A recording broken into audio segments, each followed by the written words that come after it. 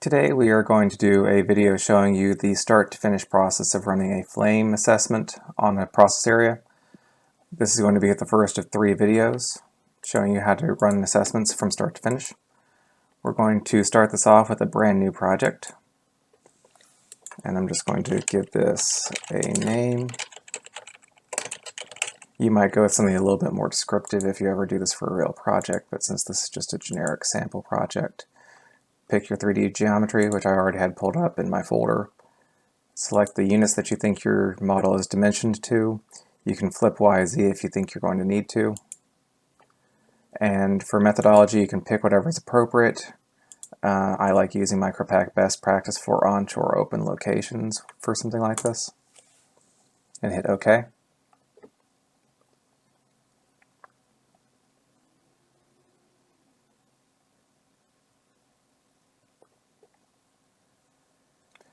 This model is a small section of a much larger facility model that we used to have, and we scaled this down to focus in just this one area that we were running assessments on. This is the default camera view for this model, and this might have been okay if we had the entire facility in here, but I really don't like this. But just to save myself some effort later, I'm going to zoom in on the part of the model that I actually want to focus on, and I'm going to hit this home button with the down arrow, and that's going to set my camera home position, so that I can later click home or double right click, and that's going to return me to that view, and I'm not going to have to scale in or zoom in and zoom out quite so much. And so that kind of does some of my initial setup. I'm going to do a little bit of QAC checks here. I'm going to pull up my measuring tape tool and just click here and click here and right click out, and I see distance 27.32 meters, which seems reasonable. Just as a quick reasonableness check for my scaling. Another little quick check I can do here is click here and click here and see that that's about 2.5 meters tall, which again is about what I would expect. So that tells me that I'm pretty sure my scaling in my model is correct, so I can proceed from there. When I open up the new project, the project hierarchy automatically includes a new fire assessment. Before I open that up though, I'm just going to grab a couple of quick values that I want to see here. I see that this lower bund elevation is 1.26, 1.25 meters Z. I see that this slightly raised platform level that a lot of this equipment on is at 1.564. And I see that the top of these vessels, which is my tallest equipment, is about 7.1. So about 5.5, 6 meters high relative to that level. So I'm going to want to keep those levels or those elevations in mind real quick. So I'm going to open this up. I'm going to give this a name. I'm going to choose to call it baseline for reasons that will become apparent later. I'm going to click here and double click over here. And I can see that I got my starting Z elevation at 1.12. That's actually not really what I want. I want something a little bit more like what that raised platform level is. And because I forgot to change this when I was entering it in earlier, I'm just going to change this to a 6. I'm going to input my deck Z at 1.26 because that's the level of the bund. And I'm going to say, since I'm using 6 meters for my DZ, I like to have about one assessment layer every half a meter or so, just a point of personal preference. So I'm going to say 13, which will give me my base layer and an extra layer every half a meter up until I get to the top. And I'm going to set my representative Z at 3 just because it's towards the bottom, so I'll probably be able to see any low-lying equipment that's not too tall in my grade map and stuff like that. And then I'm just going to click show assessment volume or show the shoebox and hit save. And that lets me do a quick QAC check on this to make sure that I'm seeing what I want to see and that I'm covering everything I want to cover. And I'm pretty happy with that. So then I'm just going to come and I'm going to hide that back. Okay, so now that that's set up, I'm going to start grading.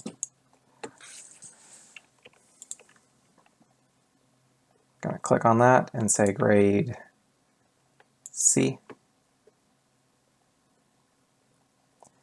Now what pops out to me right here is the MicroPack best practice has the grade C bubble default set to be 3 meters out from the equipment. In this application, that's going to be a little bit extreme, in my opinion, particularly with some of these smaller tanks. See how big that is?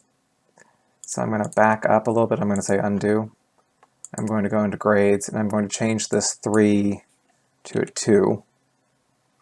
And just for fun, to make this between the 1 for high and the 2 I'm setting for low risk, I'm going to change this to 1.5. And so now I'm going to select tank, and grade C. And that looks a little bit more reasonable to me.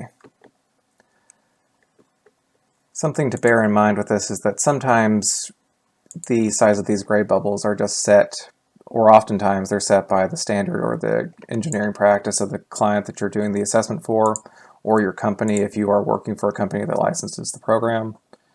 In that case, if the standard says 3 meters, you just have 3 meters. But since I'm just doing this as a demonstration, I have the control and the option of making those bubbles look a little bit more reasonably scaled for what I want this to be.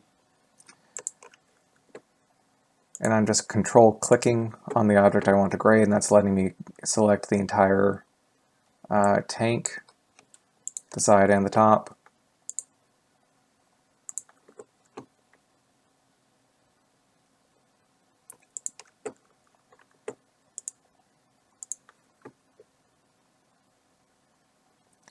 Normally I'd be assigning grade bubbles based on looking at the heat and material balances for these equipment pieces and looking at what's the pressure inside of it, what do they contain, how flammable is it. In this case, I'm kind of just making up the grades as I go along. Oftentimes with atmospheric storage or atmospheric pressure storage tanks like these appear to be, you're mostly just dealing with low risk equipment. Just for the sake of argument, I'm inside my head, I'm going to say that I'm going to assume that this tank is just a water tank and that these pumps are just water pumps, so those are going to be considered non-hazardous, so I'm not going to grade them. So I've graded all of my big vessels, which I'm assuming are at lower pressures at low risk. And then I'm going to hide those bubbles just to make it easier for me to see the next thing I want to do. And I'm going to come in here.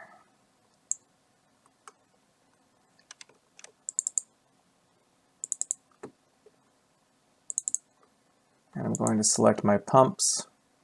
I'm going to grade these grade B.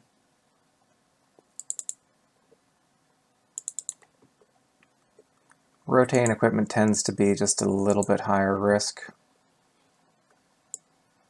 than just, low pressure tanks.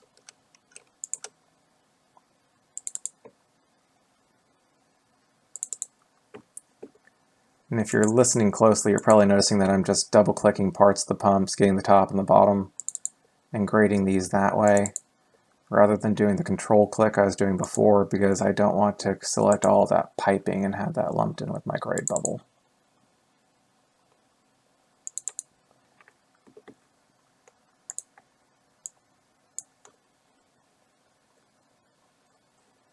And I'm just going to hide this real quick because it's making it harder for me to see.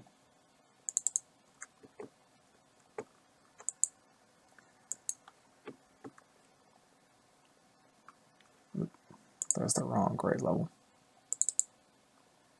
But it's easy to fix just by clicking back to undo and then selecting the right grade bubble.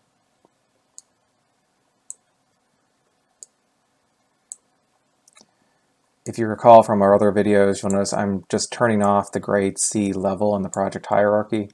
So I'm not actually turning off all of my bubbles, I'm just hiding them, so I don't have to see them right now. The other thing you're going to notice as I'm grading new things, the new grade bubbles are showing up even though I have this turned off. This is to help me do my QAC check to make sure I didn't accidentally have something over here selected and I didn't get a weird looking grade bubble. But I can just turn on and turn off. So that's all of my grades assigned.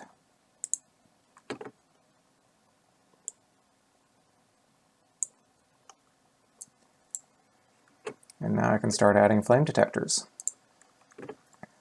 I only have one assessment for flame right now, so it's all obviously going to go into this one folder whenever I add a detector.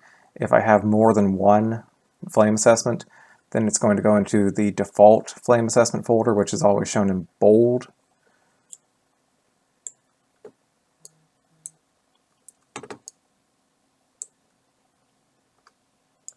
So I'm going to click my Add Flame Detector tool, and I'm going to come over here and double click.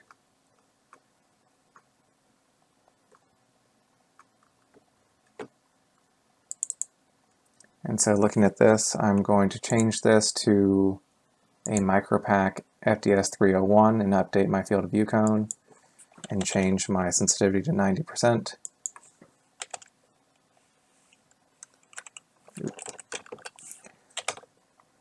15 to 20 degrees, 15 to 25 degrees is usually a pretty good pan value or tilt value. And I'm just going to rotate my pan value to face towards the equipment I want to cover.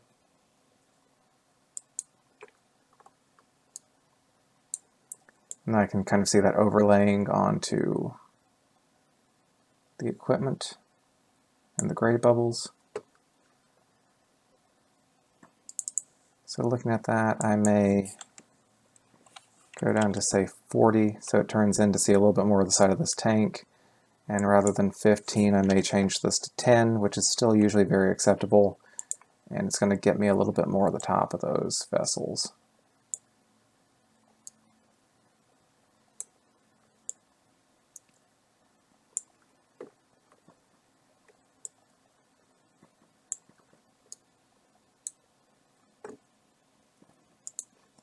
Clicking this again. Real quick because I'm realizing I forgot. I want this to be set to be about 4 meters above the deck. 4 meters happens to be about as high off the deck as you can get without having to have special scaffolding or equipment set up to look at to do maintenance on the detector. And with that change in elevation, I'm going to tell that back down to 15, which I like more. Okay, now going back to my new detector. You notice in this case, the first time I clicked on a post that was existing. This time there's no post really where I want to be, so I just clicked on the ground, and I'm going to raise my elevation and change it to where it's not facing straight up anymore, and then change my facing.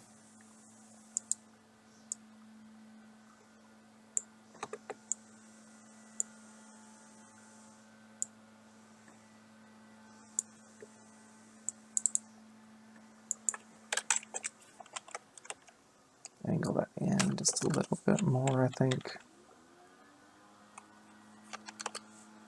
I think I like 40 the best. And you can see it's just very nice to be able to make these changes and see the change in the field of view cone and what the detector is likely to be able to see, updated in real time. Now hide that one real quick. Add a detector right here.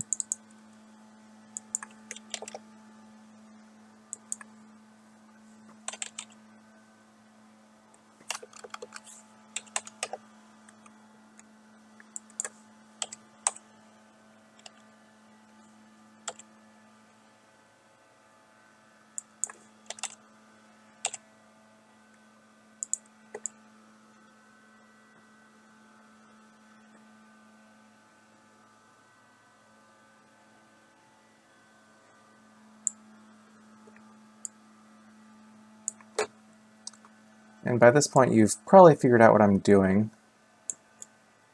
And then I'm kind of going for a pseudo four corners approach with this.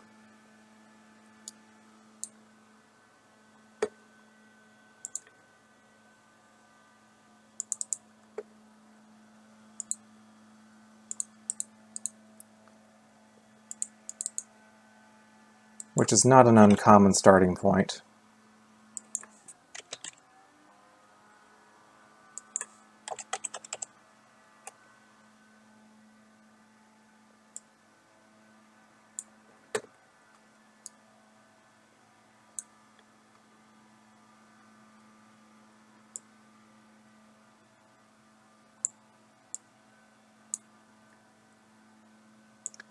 And so that gives me 4 detectors. And now I'm just going to turn all 4 of these on and run the assessment.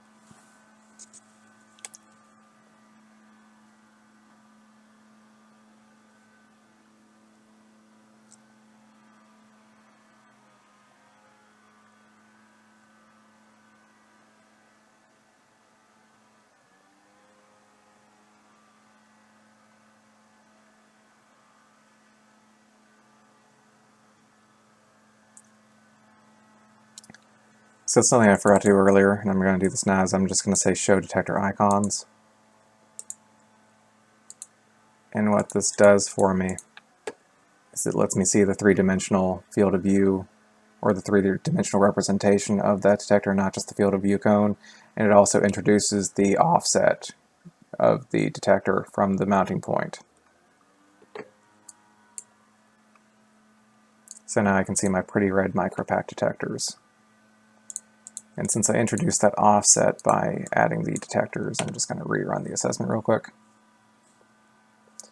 Probably isn't going to change the results very much, but it's just useful to do sometimes.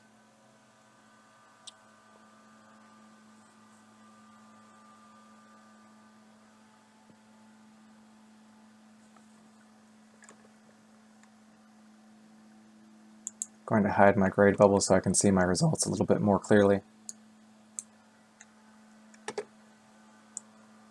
And we can kind of see that's not, at least looking at it, this doesn't look terrible, at least along the perimeter. We're seeing a lot of red right now, and there's a reason for that, and we'll get into that a little bit later. But we can kind of see that whenever we have a lot of equipment like this, the 4 corners approach doesn't always give us very good coverage in the middle. So what we're going to do here is we're going to modify from baseline, but we're first going to clone, and I'm going to call this proposed. This is one of the great things about HazMap3D, in that I can take this and say I have a existing layout or a EPC proposed layout, and I've run my assessment on their layout, and I'm not exactly thrilled with the coverage I'm getting, and so I'm going to come in and say, I'm going to take yours as a starting point, and I'm going to try and improve. And I saw that I wasn't getting great coverage in here, and I wasn't getting great coverage in here, because of all this equipment blocking the field of view of my detector. So how I'm going to try and address this is I'm going to come in, I'm going to add a detector right here.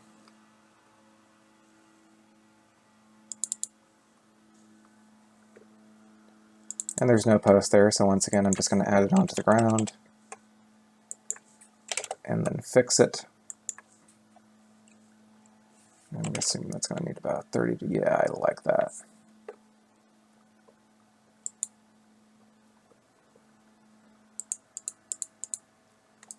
Now I'm going to assess.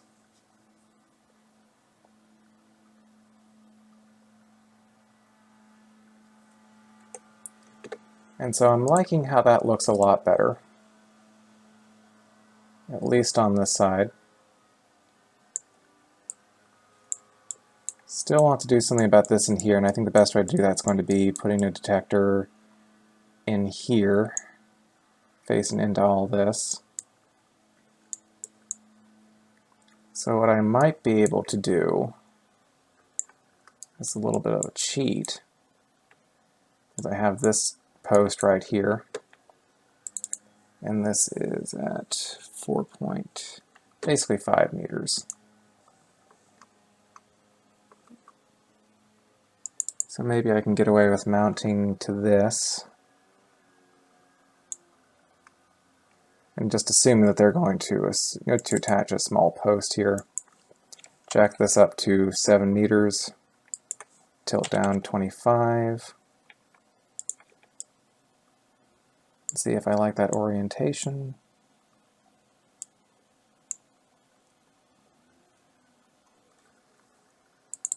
What I think I'm actually going to do here is change this to say 150. So it's facing into that area more.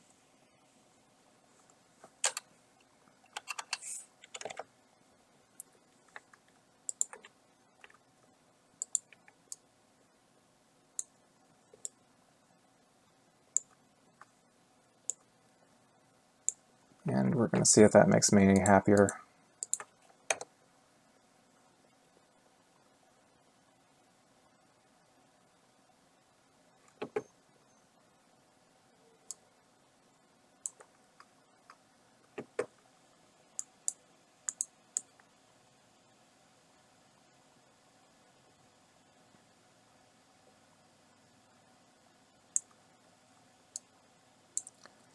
And I'm liking that more.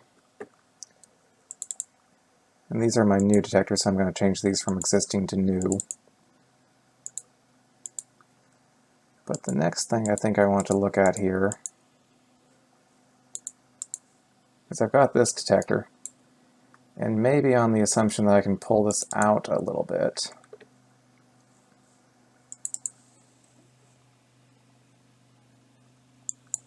Maybe I can increase this to 375 and then have it rotate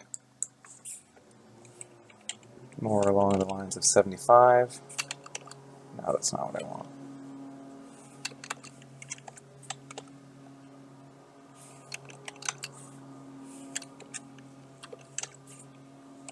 Negative 75, negative 60. That's looking more like it. And this assumes that I'm allowed to move out beyond the extent of my bund.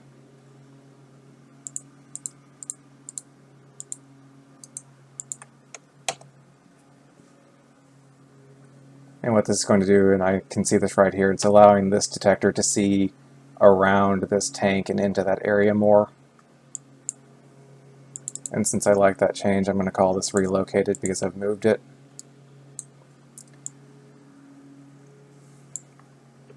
And at this point I'm seeing a lot of green, but I'm seeing that there's something weird going on here, as you might imagine, because I'm still seeing 29% and 20% with no coverage. And what's actually going on here is I quote-unquote forgot to exclude the internal volume of my tanks when I was running this assessment. So I'm going to go back in and I'm going to add that now. So as we get ready to do the grade exclusions, I'm just going to want to come up here and make sure that I don't have anything selected. You'll see select none is grayed out because there's nothing to deselect. And I'm going to control click and exclude from fire. And I'm just going to very quickly and easily, one at a time, exclude these vessels. And I'm only going to bother excluding the larger stuff in the process area or in the assessment area, because trying to exclude every support column and every little valve and everything is going to be both very inefficient, it's going to take a lot of time, and we also generally find that it just doesn't make much difference. It's rounding error in the accuracy of the assessment. Something else you'll notice is that when I graded all 6 of these as medium risk, as low risk, I just selected all 6 of them at the same time and excluded all 6 of them in one grade, or graded all 6 of them in one grade bubble. I'm not going to do that this time because I don't want to exclude the internal volume or the volume between these things, because I actually want to assess and know the coverage in that area, in that walkway between these.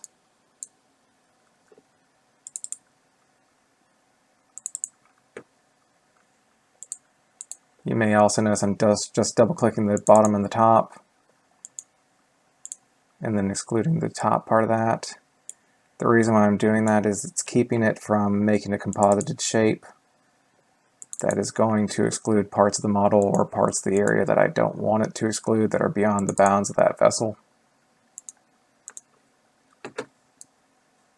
Just to give you an idea of why I might not want to do that, if I just control click and I get these valves included and I say exclude, I'm going to get this that has parts of the space around the vessel excluded. And I don't really want that, so I'm just going to undo that.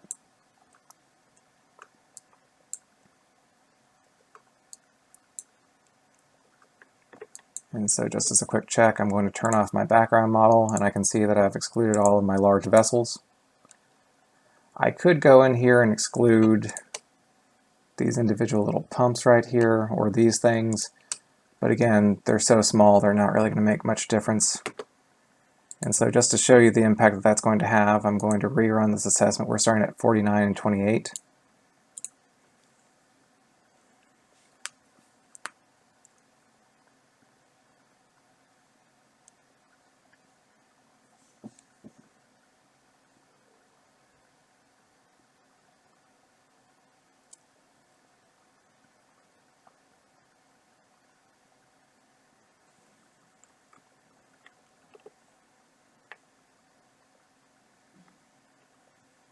And now I see this drop to 40 and 17.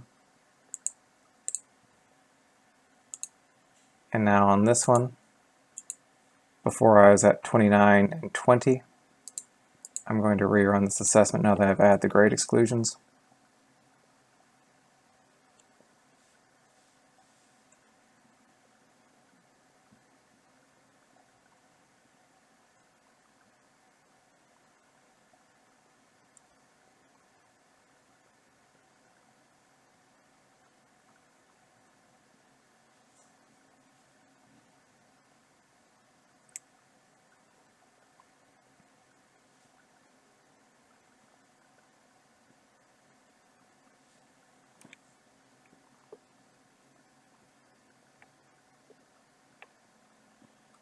And now this drops to 17 and 8%, so I can see with the grade C, I was literally doubling the assessed volume that was saying I had no coverage just by forgetting to exclude those vessels.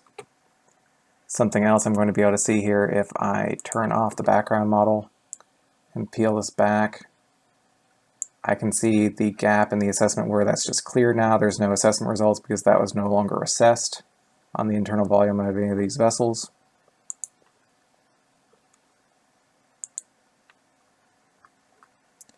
And so now I can look at both my baseline results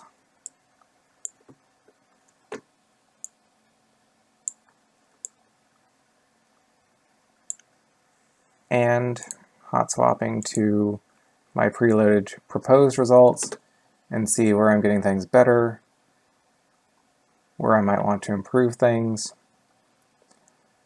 But honestly, at this point, I feel like my results overall are good enough.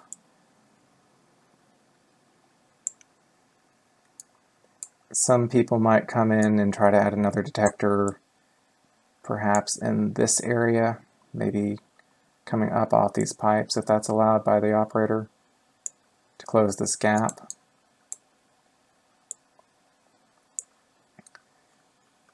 Some people might just decide, good enough, I've got mostly pretty good when I have vent coverage, especially even low to the deck. And as I move higher, I'm going to see more green. So as the flames reach higher from the pool fire I would expect in this area, I'm probably going to be okay. So I just decided I'm going to go with this as my layout. It's not worth adding another detector for me. And so I'm going to print my reports. I want to see my top page, my detector, all of my layers, and I want to output with detector origins in the field of view cones and adjust the scaling, and I want to output to a spreadsheet. And I want it to output this as a PDF. I don't want a hard copy printout because I'm probably just going to stick this as an appendix of my report file when I'm done with it. And I'm going to call this process area baseline flame.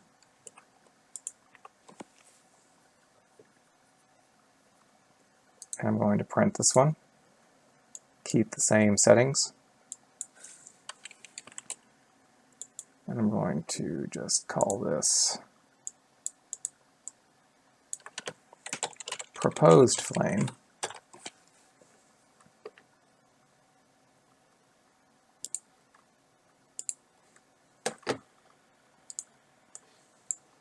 And now if I want to, I can just look at my baseline flame, and here's my report with my 4 detectors in my baseline layout. And now I can look at my proposed flame and my updated coverage, and I can see my 3 existing, 2 new, and 1 relocated. And I can see which ones I relocated and which ones are new.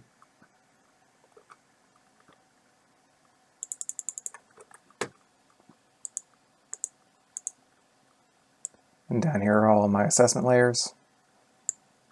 And just like that, we are done with both running a baseline assessment and modifying that assessment and outputting results, showing how we have improved and optimized the coverage in this area to make it better. And at this point, I am free to say new fire assessment folder. And then if I want to, I can just come in and say area 2 baseline, and I can start working on this area.